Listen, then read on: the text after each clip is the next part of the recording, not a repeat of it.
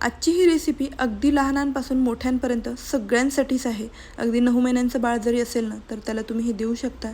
तर मी इथे मल्टीग्रेन चिला आणि त्याचबरोबर मल्टीग्रेन चपाती बनवलेली आहे. तर त्यासाठी 1 वाटी बाजरी, 1 वाटी चणे, 1 वाटी सोयाबीन घेऊया. त्यानंतर 1 वाटी मी इथे नाचणी घेतलेली आहे. त्याचबरोबर 1 वाटी इथे मकईचे दाणे घ्यायचे, 1 वाटी ओट्स, त्यानंतर 2 वाटी आपण इथे मखाना घेऊया. त्याचबरोबर अर्धा वाटी जवस आणि अर्धा वाटी आपल्याला इथे भगर घ्यायची आहे.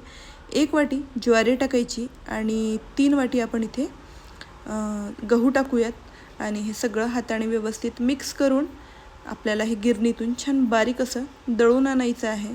तर बघू शकता छान मल्टीग्रेन आपलं पीठ तयार झालेलं आहे. यापासून आपण चपाती किंवा चिला बनवू शकतो आणि फार पौष्टिक आहेत.